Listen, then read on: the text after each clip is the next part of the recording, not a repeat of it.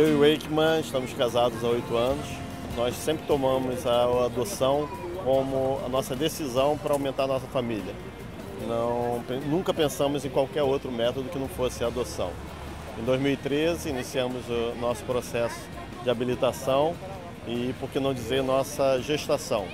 O perfil inicial era de 2 crianças, preferencialmente irmãos, de qualquer etnia, até 7 anos. E durante esse processo nós começamos a estudar bastante, participar de diversos grupos de adoção, tanto presenciais quanto nas redes sociais. E esse perfil foi aumentando até que em abril de 2014 nós conhecemos as 4 crianças que estavam destinadas para nós. Estavam no abrigo em Marechal Hermes e foi amor e decisão à primeira vista. Então, desde junho de 2014, quando tivemos o termo de guarda, eles estão conosco, uma grande felicidade.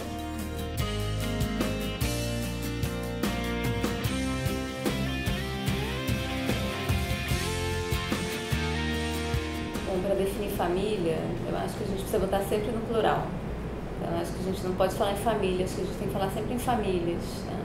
Porque as famílias, elas se compõem das mais variadas formas, elas têm números diferentes de componentes, elas têm formatos diferentes, as pessoas se agregam, se juntam também por formas distintas. Então, eu acho que esse artifício que a gente inventou uns anos atrás, falar em arranjos familiares, ele cria uma hierarquia, porque a gente não se refere às famílias tradicionais, um homem, uma mulher e seus filhos, como arranjo familiar. Então, eu acho que ele não serve. Eu acho que ele foi num momento talvez intermediário, para a gente poder ampliar um pouco a ideia de família, mas eu acho que a gente precisa insistir em falar em famílias.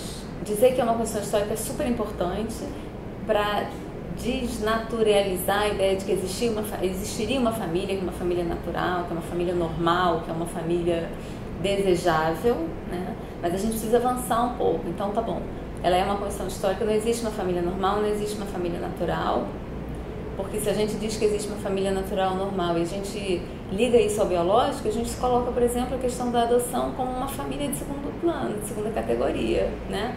Então a gente tem que tomar cuidado, eu queria chamar a atenção para isso também, para os efeitos das afirmações da gente, né? Então, quais são as forças que estão em jogo quando a gente diz que aquele grupo é uma família, né?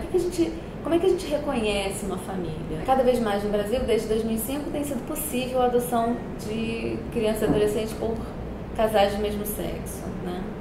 Então, eu acho que cada vez mais tem sido menos difícil, né? Porque eu estou estudando esse assunto há mais de 15 anos, eu vejo uma diferença muito grande lá no final dos anos 90, comecinho dos anos 2000 e agora. Então, não necessariamente porque as pessoas, os juízes, operadores do direito de modo geral acreditam que uma família pode ser composta por pais do mesmo sexo, mães do mesmo sexo, né? Mas muitas vezes porque tem um constrangimento, porque esse tema já está tão avançado, num certo sentido, né? Ainda que seja por isso, as pessoas têm concedido a adoção, né? E quando não concedem, tem que se explicar. O Estatuto da Família, ele é um retrocesso gigantesco. Eu acho que a gente tem que juntar todas as forças para brigar contra ele. Porque esse caminho... Primeiro, a Constituição Federal, lá em 88, eu sempre digo isso para os meus alunos, ela é uma grande ruptura no entendimento de família no Brasil. A gente não pode voltar para trás, né? Então, por mais que na Constituição esteja escrito homem e uma mulher, ela é fruto de uma época e já se avançou muito nesse sentido. Então, a gente corre um risco enorme, porque o que interessa, né, do meu ponto de vista, eu acho até que eu diria da psicologia, o que interessa investigar, digamos assim, né, o que interessa olhar com cuidado para o psicólogo que vai dar um parecer sobre um pedido de adoção, o que interessa é ver se aquelas pessoas querem se tornar pais e mães daquela criança, se aquela criança quer se tornar filho daqueles pais, daquelas mães. É isso que importa, se tem afeto, se tem cuidado, se tem carinho. Então, se é uma pessoa só, se são 2, se são 3, se elas têm o mesmo sexo, se elas têm sexos diferentes, isso não é importante, né? Então, eu acho que se a preocupação é com a família, é isso, é pluralizar a ideia da família. O Estatuto, eu acho que a gente tem que começar a esclarecer as pessoas sobre ele, porque muita gente não tem a menor ideia do que seja, né? Eu acho que os projetos de lei eles são tão distantes da população, e para as pessoas que têm alguma vinculação religiosa, né, e aí tem isso um pouco mais fechado, ao mesmo tempo, as religiões, elas pregam de um modo geral, né, não sou estudiosa do assunto, mas elas de um modo geral pregam o amor pelo outro, né? Então eu acho que a gente tem que encontrar caminhos para falar a língua que as pessoas falam, né? E aí, nesse sentido, mostrar que se o amor está presente, se a gente valoriza o amor na família, se a religião valoriza o amor na família, se ela está presente, o formato que tem essa família tem que ser menos importante.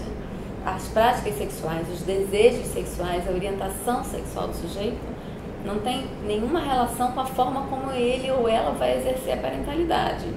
O que a gente sabe é que a nossa sociedade ainda olha com olhos diferenciados. Então, uma criança que tenha duas mães ou que tenha dois pais, ela vai responder.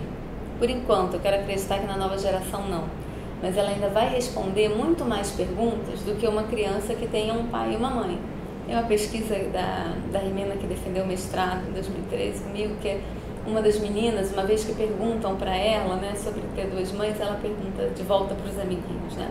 Você gosta mais da sua mãe ou do seu pai? E aí a criança diz, da minha mãe. Ela falou, tá vendo? Eu tenho duas. Olha, eu acho que a gente tem um papel fundamental de desconstrução desses mitos, fundamental de recolocação de questões. A gente brinca que o psicólogo nunca responde com uma resposta, ele responde com uma pergunta, né? Então vamos usar isso agora, assim, a exaustão.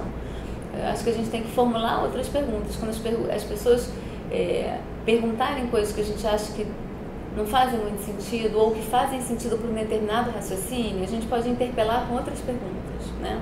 Então, quando as pessoas perguntam sobre o desenvolvimento normal, né, de uma criança, um desenvolvimento saudável, que eu acho que é a palavra que as pessoas usam mais quando falam de desenvolvimento, a gente se perguntar o que é um desenvolvimento saudável. E aí começar a se perguntar do que criança precisa. Então vamos pensar sobre isso, vamos pensar quem é que pode oferecer essas questões, isso para as crianças. Eu li alguns processos em que os psicólogos eram chamados quando a homossexualidade dos homens, né? Porque como as pessoas ainda naquela época muitas vezes se candidatavam sozinhas à adoção, quando era um homem sozinho causava estranhamento. Quando era uma mulher, não, porque a gente tem a ideia de que a mulher naturalmente quer ser mãe e condena todas aquelas que não querem ser mãe, né? Então, quando aparecia um psicólogo, um homem sozinho querendo adotar uma criança, e aí, por exemplo, na visita domiciliar, a assistente social via que tinha um outro homem ali, era a psicologia que ela recorria, a psicologia dava respostas, digamos assim, né, recolocando questões de uma maneira muito interessante, né? O Conselho Federal de Psicologia fez em 1999 uma resolução, que é a resolução 001 de 99, que muitos psicólogos, apesar desse tempo gigantesco, né, já tem mais de 15 anos essa resolução, muitos psicólogos não a conhecem. Então a resolução 001 de 99 foi um importante passo na nossa categoria, do meu ponto de vista e de outros pesquisadores, no sentido de dizer que o psicólogo não pode tratar a homossexualidade, porque ela não é tratável, porque ela não é doença. Portanto, uma coisa que não é doença não tem tratamento, não tem cura, porque se ela não é doença não faz sentido. Nós estamos aqui fazendo um grito em favor da adoção. Temos aqui vários familiares que adotaram crianças, com suas crianças felizes.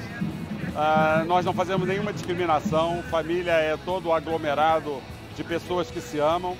Então nós temos aqui casais homoafetivos, homens com homens, mulheres com mulheres.